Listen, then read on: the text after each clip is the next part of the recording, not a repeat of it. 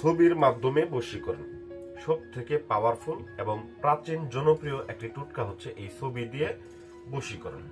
তো আপনারা দেখেন, লক্ষ্য করেন, আমি স্ক্রিনে একটা ছবি নিয়েছি।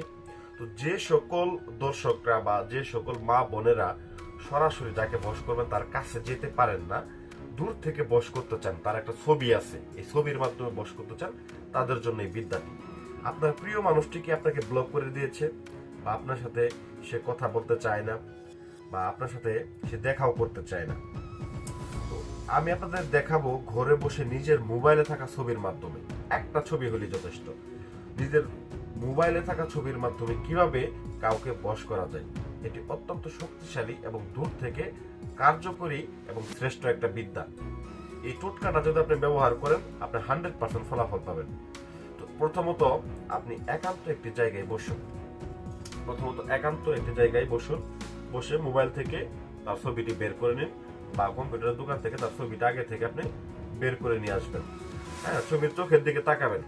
হ্যাঁ, এভাবে ছবির চোখের দিকে তাকিয়ে তারপর আপনাকে কি করতে হবে, এই একটা মন্ত্র আছে, সেই মন্ত্রটাকে আপনাকে পাঠ করতে হবে। আমি মন্ত্রটা আপনাদেরকে বলে দিতেছি, মন্ত্রটা মনোযোগ সহকারে সবাই শুনবেন এবং কোন জায়গায় কি বলতে হবে সেটা আমি বলে দিতেছি। ওম হিং ক্রিং বসমনায় সুজন স্বাহা। তো এখানে ব্যক্তিটার নাম সুজন, তো এর জন্য আমি সুজনই বলছি। তো আপনার ওই ব্যক্তির নাম, আপনি যাকে বস করবেন তার নামটা ওই সুজনের জায়গায় বসায় নেবেন। তো এটি 108 বার পাঠ করতে হবে। এরপর ছবিতে 3টা ফু দিতে হবে। 3টা ফু দিয়ে এই ছবিটাকে কি করতে হবে, সুন্দর করে আপনার বালিশের নিচে চাপা দিয়ে রাখবেন। ব্যাস, রাত্রে কাজটা করে বালিশের নিচে এটিকে চাপা দিয়ে রেখে দিবেন। ঠিক আছে, পরবর্তীকালে এই ছবিটা কি করবেন, একটা মাটির নিচে কবরের স্থানে হোক বা মাটির নিচে হোক, যে কোনো মাটির নিচে চাপা দিয়ে রেখে আসবেন।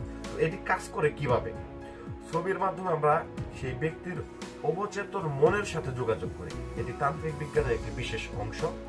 তো যদি ছবি দিয়ে আপনার কাজ না হয়, আপনি কাজ করছেন, কাজ না হয়, বুঝবেন যে আপনার উপর অন্য কোনো সমস্যা আছে বা বাধা আছে। তো অবশ্যই সেই বাধা কাটানোর জন্য বা সমাধানের জন্য এখনই যোগাযোগ করুন আমাদের স্ক্রিনে দেওয়া নাম্বারে।